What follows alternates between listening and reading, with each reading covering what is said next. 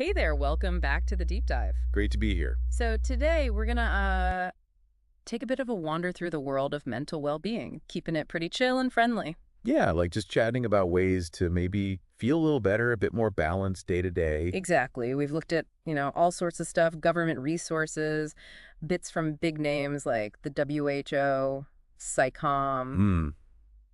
There was that really interesting documentary too, plus some deeper dives into anxiety and this thing called CBT. Right. And the mission really is just to pull out some practical stuff, things you can actually think about or maybe even try without it feeling like, homework. Finding those little nuggets that might make a difference. Accessible stuff. Totally. All right, so kicking things off, something that jumped out from, I think it was the psychom material, Uh-huh. is this idea that, yeah, we talk about mental health more, maybe, but loads of us still keep quiet when we're the ones struggling. Oh, definitely. It's like we'd tell a friend, go talk to someone in a heartbeat.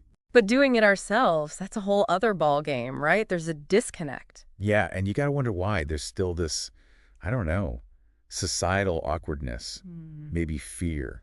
Yeah, people worrying about labels or like how I might look at work or Those something. are real worries.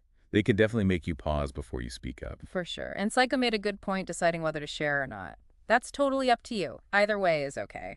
Respecting that personal choice is key. So why do people sometimes stay quiet? Our sources mention this process, uh, stigmatization.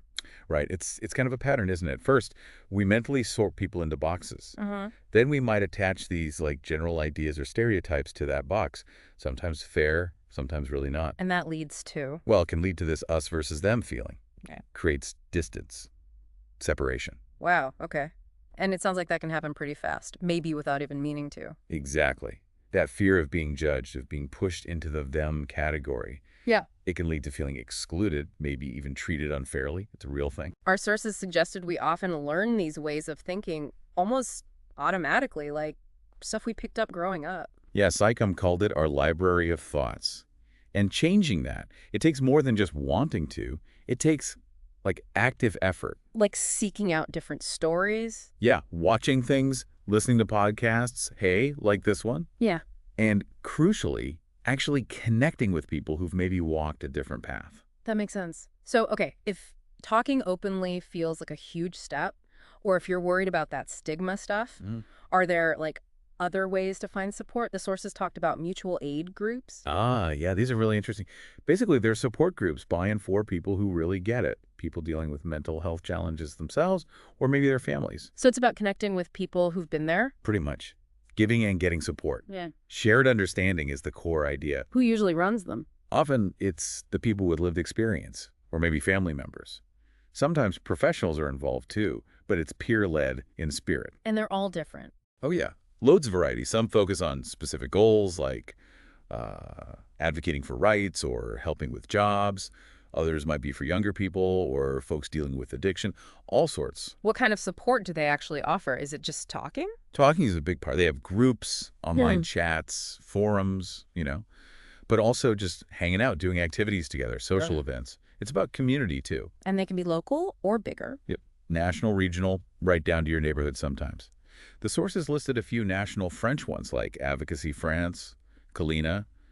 So quite a network, actually. Good to know there are options. Definitely. And there are even groups specifically for, say, mental health workers needing support or focused on addiction recovery. It's pretty broad. So if someone's listening and thinking, maybe, how do they, like, dip a toe in? It sounds a bit daunting. Usually you just reach out, maybe in an email, a phone call. Just say, hey, I'm dealing with this, looking to connect. And someone gets back to you. Yeah. Normally, someone will explain how it works, maybe invite you to something. No pressure.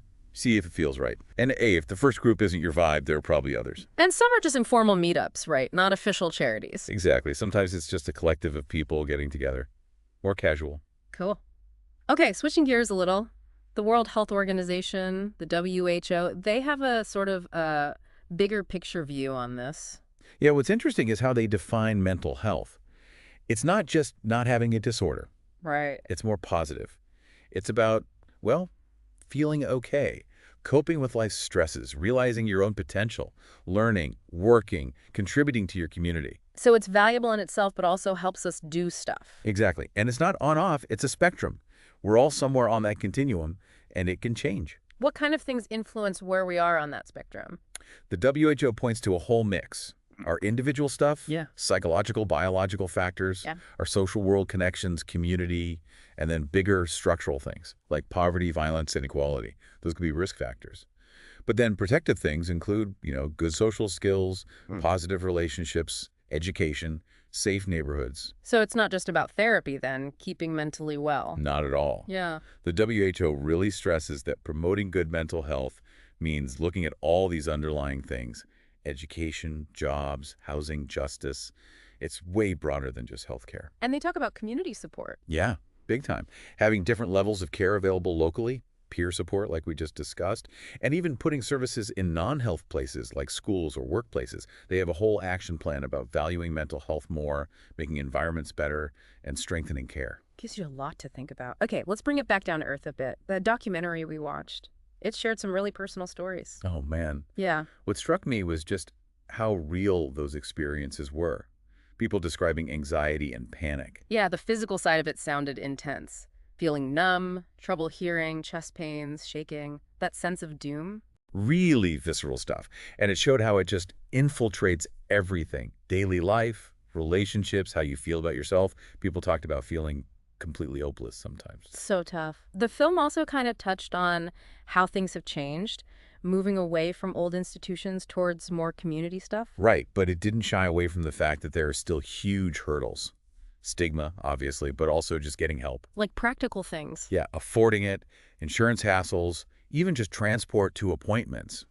Big barriers for a lot of people. And that stigma thing again. Some stories were just awful. People being dismissed, called names, even by professionals sometimes. It really underlines why someone might just shut down and not talk about it. It makes total sense. But there were positive stories too, right? About finding the right help. Definitely. The importance of talking came through loud and clear. Examples of therapy helping, medication making a difference, finding that supportive community. It also mentioned the cost of care, medication. Yeah, the financial burden is real. Yeah. And they even showed a bit about older treatments like shock therapy, kind of putting the progress in perspective. But ultimately, it felt hopeful. Stories of advocacy, family support. Yeah, and the reminder that mental illness is treatable. People can live full lives with the right support. It underscored the community mental health movement's importance. Okay, so let's zoom in on anxiety for a bit. Seems like something a lot of us grapple with in one way or another. For sure. And the key thing from the sources is feeling anxious sometimes. Totally normal human thing. Right. It's when it gets out of control. Exactly. When the fear or worry is just overwhelming, happens all the time, and really messes with your ability to function, that's when it might be an anxiety disorder. And there are different types. Yeah. The sources mentioned phobias, panic disorder, generalized anxiety, plus related things like OCD or PTSD, though how they're classified keeps evolving a bit. And it's common, especially among students, I think you said. Yeah, pretty prevalent. And for students, it can really impact their studies, their social life, Yeah. everything. What causes it? Is it all in your head?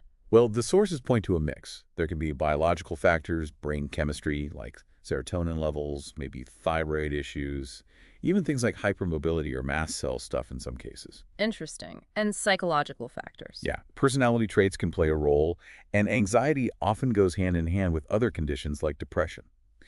Professionals also have ways to assess it, like questionnaires. So if someone's dealing with significant anxiety, what are the main treatment paths? Several options usually come up. Talk therapy is a big one, especially CBT, cognitive behavioral therapy. We'll come back to that. What else? Medications like certain antidepressants or anti-anxiety meds, though the sources noted anxiety meds can be habit-forming, so got to be careful there. Okay. And then other approaches to meditation, mindfulness, some new tech like virtual reality therapy, even things like gardening, pets, guided relaxation, lots of angles. Right. Okay, let's talk about CBT. That name popped up a lot. Sounds important. It really is.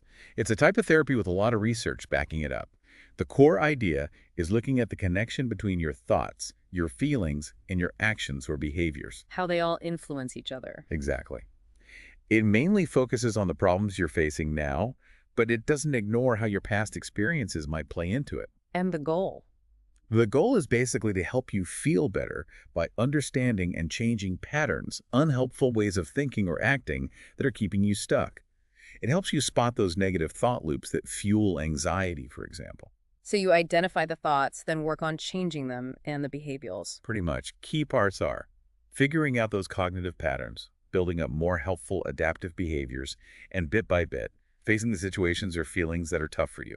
And it's good for more than just anxiety. Oh yeah, research shows it's effective for a whole range of things. Mood disorders like depression, even helping manage symptoms in conditions like psychosis. And it works for all ages, kids to adults. Does it require you to, really engage? Absolutely. It's not passive.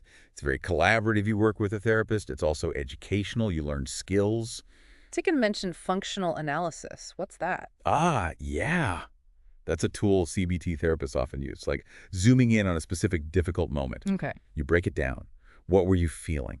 What thoughts were running through your mind just before and during? What did you actually do? How did you react physically? And that helps you see patterns. Exactly. It helps you understand the triggers and the consequences of your thoughts and behaviors in those specific situations. Really insightful. What's a typical session like? Do you just talk? It's usually quite structured. You'll often set an agenda together at the start, what you want to focus on, and there's often homework. Homework. Seriously. Yeah, but not like school. It's more like practicing skills or trying out new behaviors between sessions to help make the changes stick. Things like monitoring your thoughts, trying a relaxation technique, maybe gradually facing a feared situation. Makes sense. So practice is key. Definitely. The exercises can focus on behavior, thoughts, emotions, or even physical sensations. How long does CBT usually take? It varies, but it's often designed to be relatively short-term compared to some other therapies. Weeks or months, typically, not necessarily years. And various trained professionals can offer it. Psychologists, psychiatrists, trained counselors. And if someone wanted to find a CBT therapist or maybe a support group using these ideas? Yeah, the sources listed some organizations like Ifrithisi or Arcade in France that help connect people with therapists and also support associations like Advocacy France or Argos 2001 that might incorporate CBT principles. Good to have pointers. So, quick recap on CBT looks at thoughts, feelings, behaviors, usually time limited, focuses on the now. You work together with the therapist, involves practice. Good for lots of different issues. You got it. It's a really practical, empowering approach for many people. Okay, wow. We've covered a fair bit of ground today. We have, from, why it's okay if talking is hard and how stigma works. To the power of peer support, the WHO's big view, those really moving personal stories. And then getting into anxiety and CBT more specifically. So the main takeaway feels like looking after your mental health, it's not just one thing, right? It's a journey, lots of paths. Absolutely. And just knowing what's out there, the different kinds of support, different ways of understanding things that can be super helpful in figuring out your own way forward. Definitely. So maybe for you listening, checking out some of those resources we mentioned, mental health orgs, peer support groups could be a good place to start just exploring. Yeah, just browse, see what resonates. And maybe a final thought to leave you with. Go for it. Thinking about how it all connects our own stuff, how society sees things, Hmm. the support available. But what's maybe one small, tiny step you could take? Something easy, Hmm. just to bring a little more ease or understanding into your own headscape, or maybe for someone you know. Yeah, something small. Good thought to end on.